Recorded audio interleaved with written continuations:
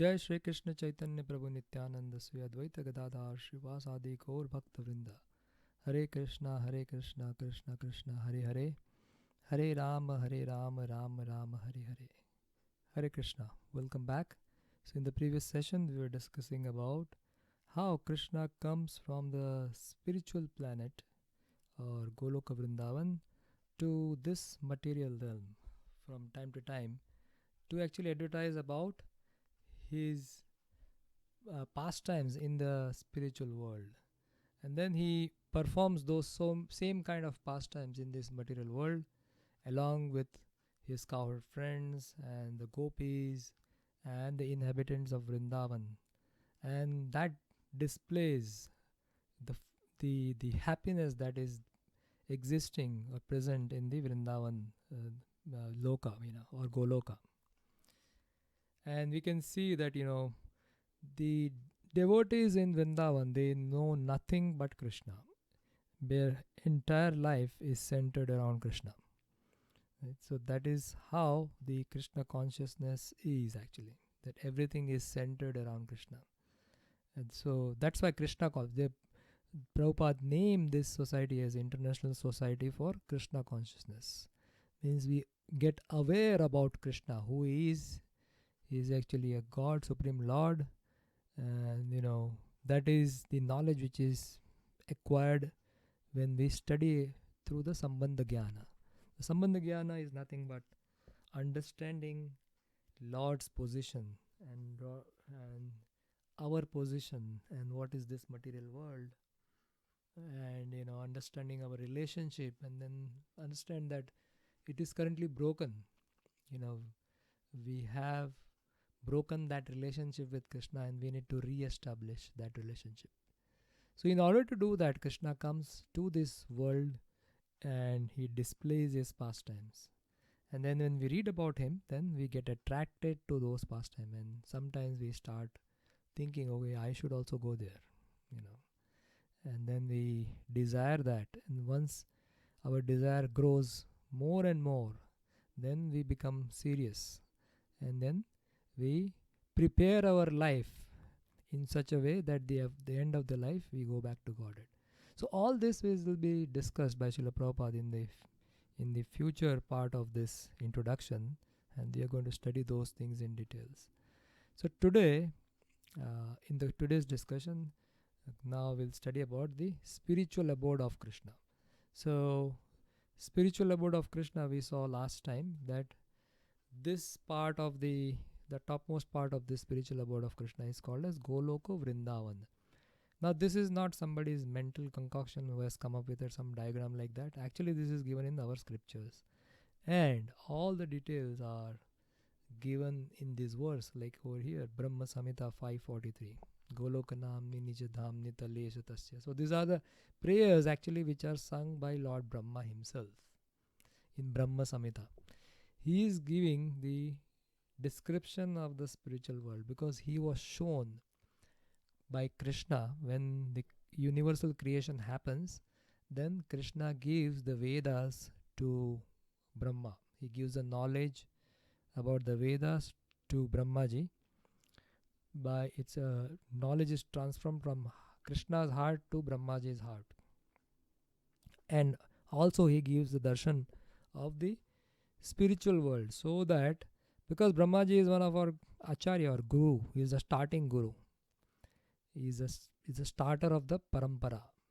So then he can give that message to his disciples, and then his disciples can pass on the message to their disciples. So this is how the Guru Sishya disciplic succession goes on. So on the basis of the description which is given by Lord Brahma, these pictures are made. Why these pictures are made? So because it's very difficult for us to conceptualize something which is beyond our realm of understanding.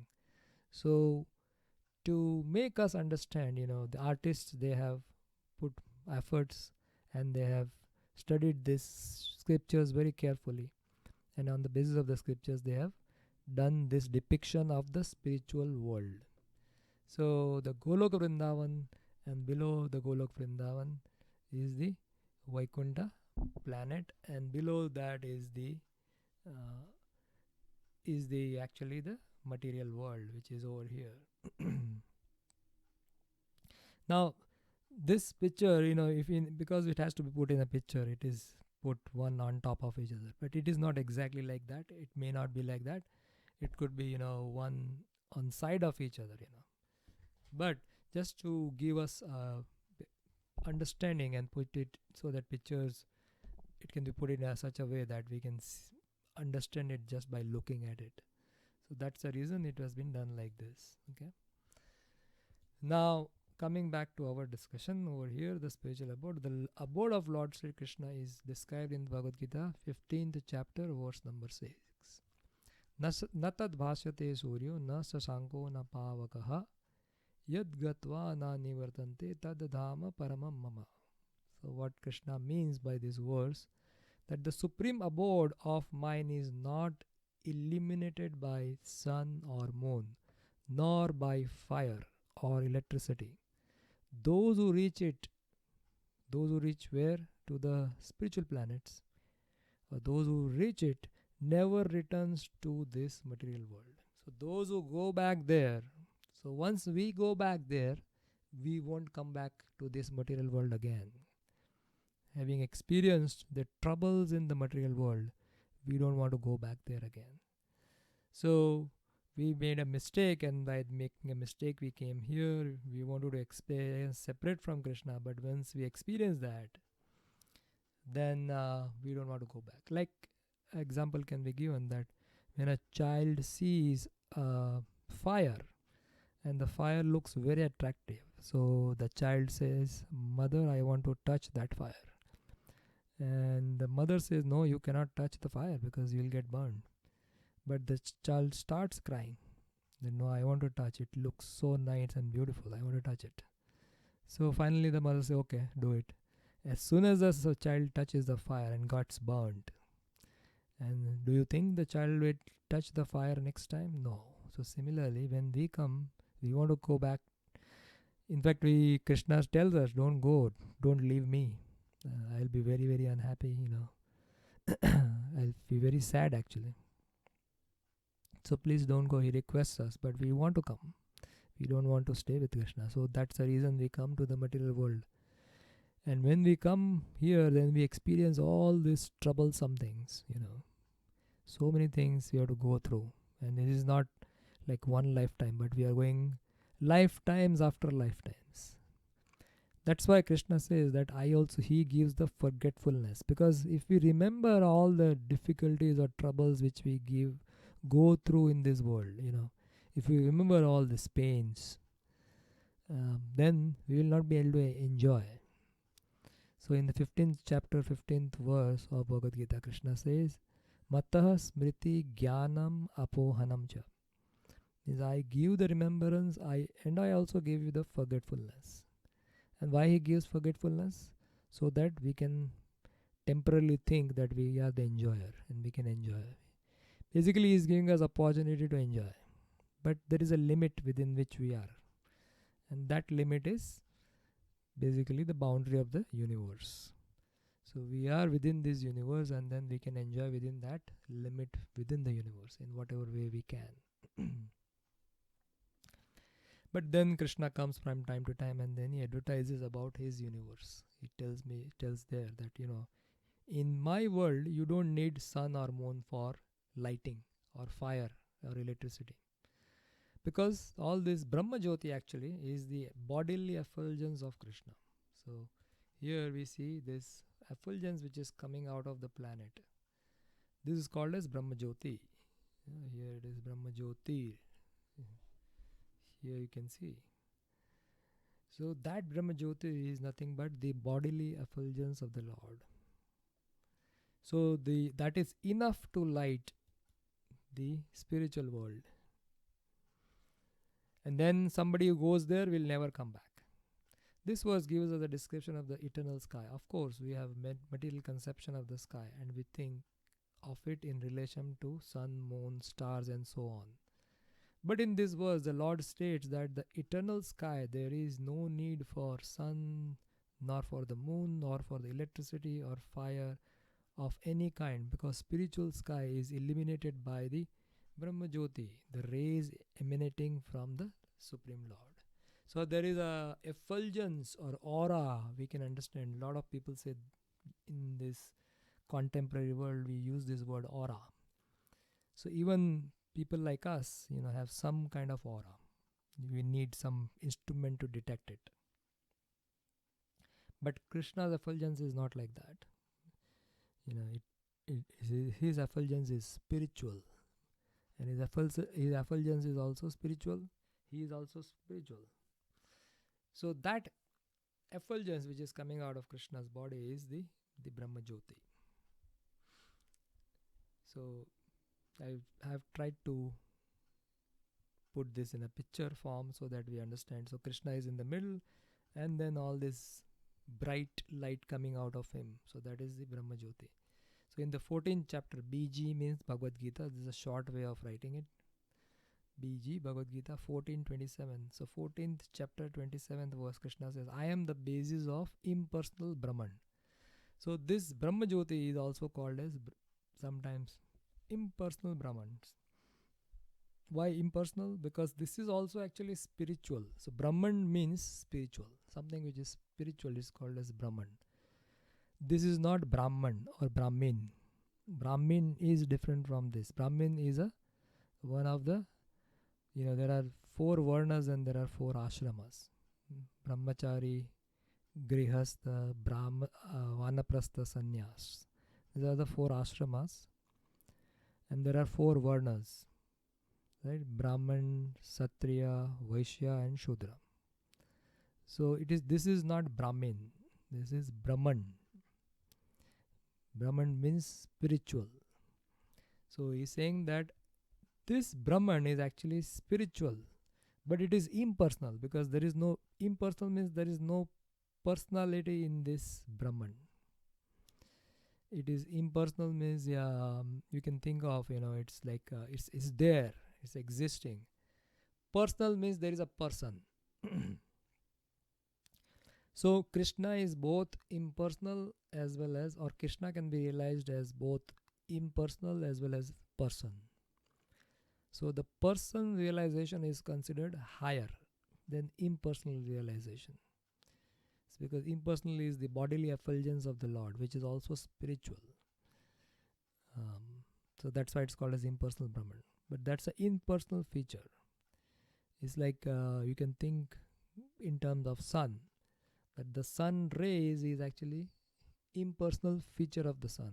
Sun rays is also sun, but it's not exactly sun, but it's a part of the sun.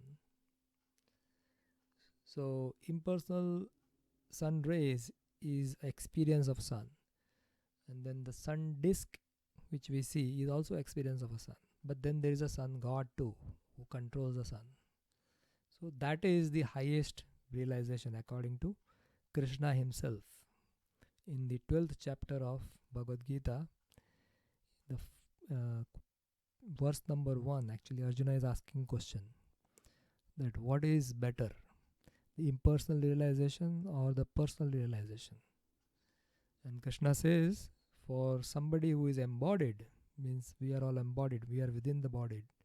In this case, he is saying that impersonal realization is very, very difficult actually. It's like, somebody saying, okay, like try to focus on light or think about light or, those kind of thing. Something is, or try to focus on a sky. So it is very difficult for us to relate with the sky. But if there is a person which we see, a human being like you and me and all, if we meet somebody, we can very easily relate to that person. So that's what Krishna's opinion is actually. In the 12th chapter, 5th verse, he gives his opinion. That impersonal is very difficult for some person to realize. And then these are the universes, and then we continue our discussion down. We are trying with difficulty to reach the other planets. but it is not difficult to understand the abode of Supreme Lord. The abode is referred to as Goloka, and I showed you in the picture. So here when we see on the topmost is Goloka Vrindavan. So this area, this is called as Goloka Vrindavan. Continue our reading. The abode is referred as Goloka or Goloka Vrindavan. In the Brahma Samhita 537, it is beautifully described. Now, if you see the picture, in this picture also, this 543 is given here. Okay. So in 537, in other places, it describes Goloka eva nivasati akhilatma bhuta. Krishna is residing in Goloka Vrindavan. So this is a chapter 5 and 37th verse. It is said that it is beautifully described that Goloka eva nivasati akhilatma bhuta. The Lord resides eternally in the abode called as Goloka. Yet he can be approached from this world. And to this end the Lord comes and manifests his real form, Sachidananda Vigraha, which is in BS means over here Brahma Samhita. BS 5.1, Brahma Samhita 5.1. So when Krishna comes in this world, he doesn't take birth like us. So he explains that to Arjuna in the 4th chapter of Bhagavad Gita.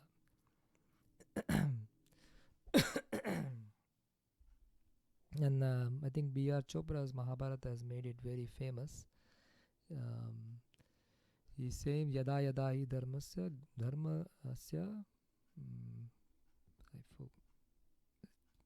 Glanir Bhavati Bharata Abhutanam Adharmasya Tadatmanam Srijamyaham. So here the word which is used. So when Yada Yada Hi Dharmasya means whenever and wherever there is a decline in religious principle, O descendant of Bharata, and a predominant rise in irreligion, at that time I descend myself.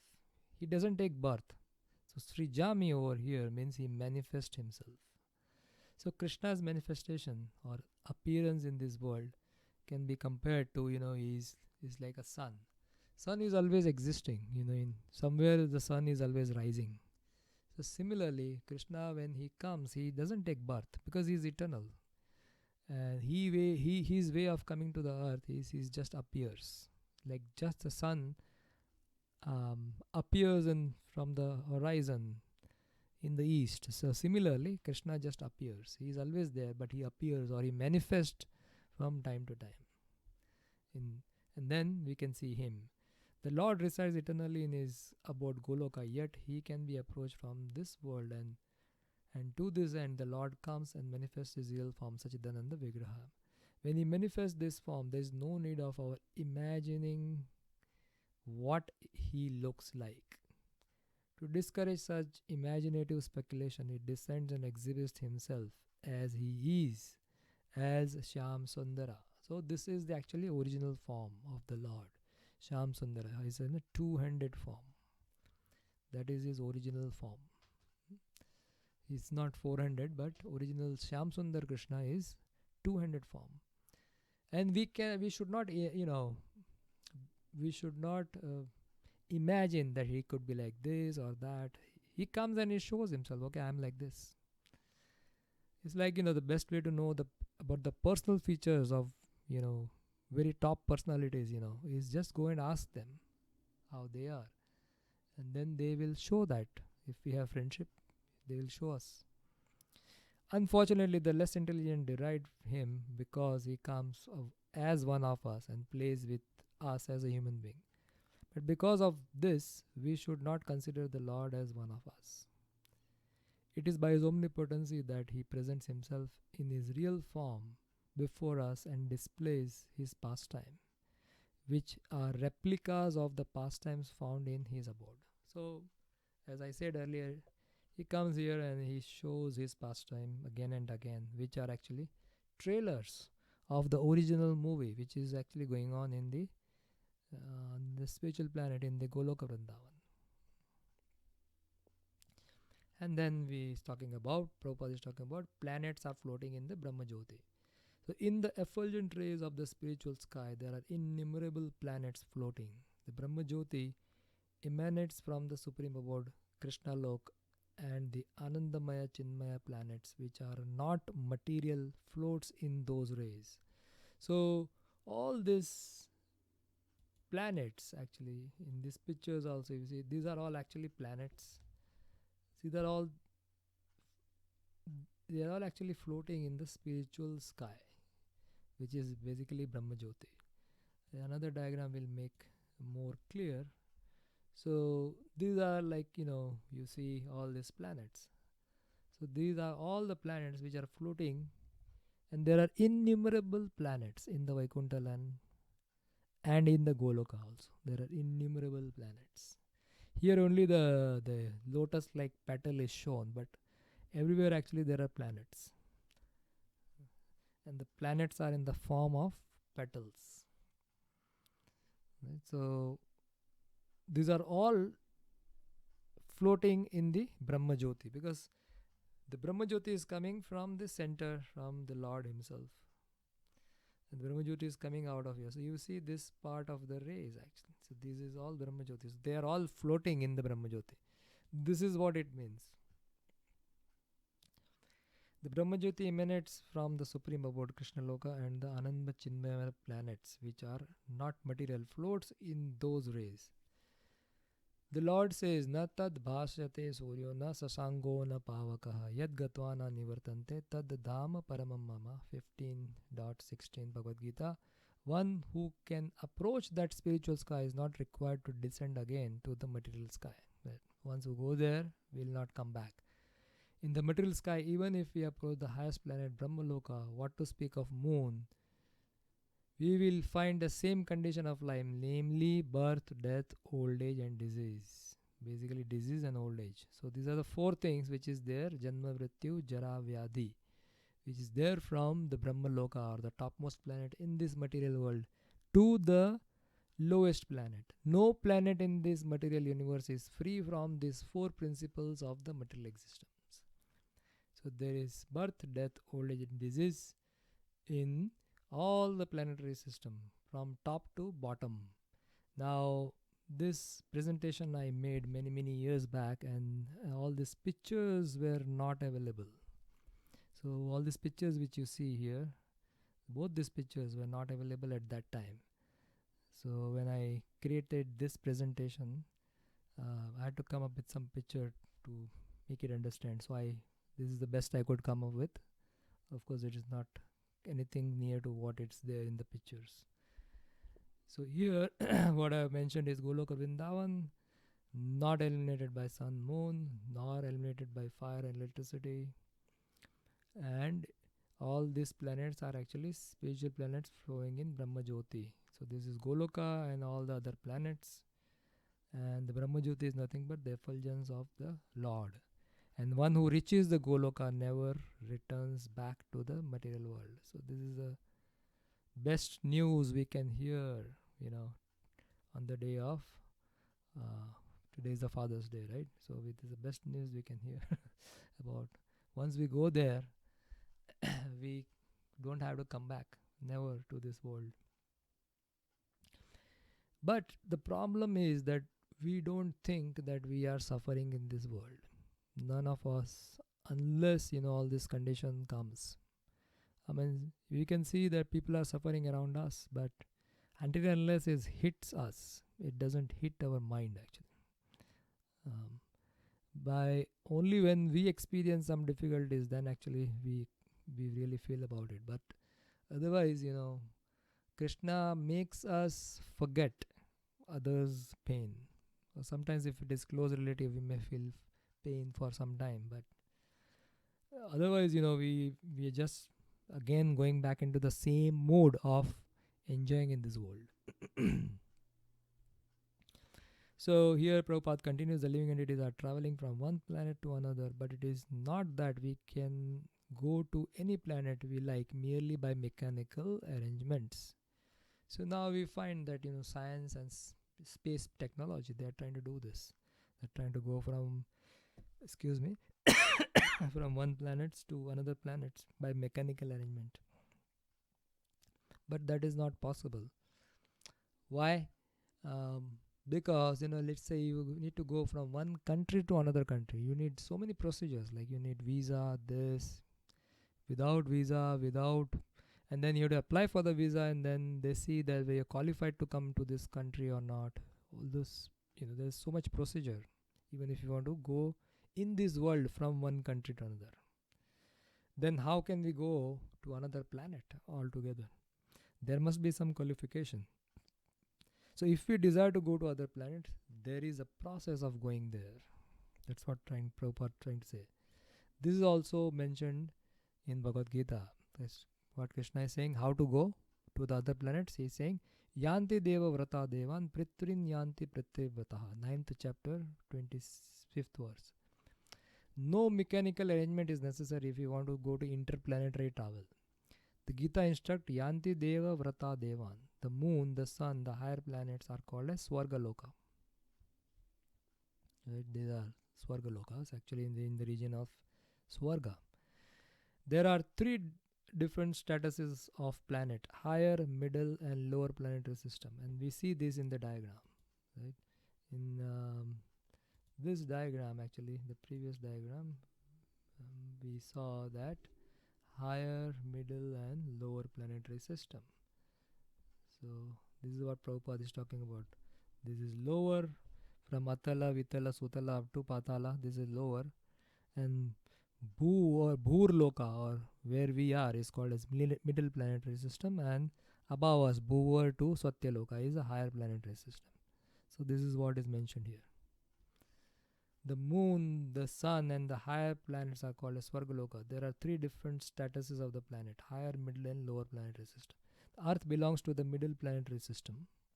Bhagavad Gita informs us how to travel to the higher planetary system, Devaloka, with a very simple formula. What is the formula? Yanti Deva Vrata Devan. Only need to worship that particular demigod of that particular planet. In that way, we can go to the moon, sun, or any other higher planetary system. So if we want to travel interplanetary system, we want to go, then we just pray to that demigod, and then those procedures are given in the Vedas, how to pray to those demigods. And the demigods become happy, and then we can go there very easily. No need of visa, nothing. It's just an influence by which you go. So this is another set of diagram which was I created for the presentation. And here you see Atala Vitala and all those which you now see in picture format was done on those days in the PowerPoint. You see Earth, this is Sun, Moon, and this is high planetary system. So as you go higher, it is becoming more subtler. In the middle it is gross and subtle. Lower planetary are more gross. And then it is shown from here, from topmost to the lowest, there are four things: birth, death, old age, and disease. And how to go to the higher planetary system? It is given Yanti Deva Vrata Devan. You pray to those demigods, and then the demigods will clear your visa. And then you can go to the demigod's planet after leaving this body, without any flight or buying any tickets. Just by prayers, one can go to the higher planetary system. So with this, we will conclude this session and continue next time. Srila Prabhupada ki jai. Srimad Bhagavad Gita ki jai. Gaur Premanande Haribol.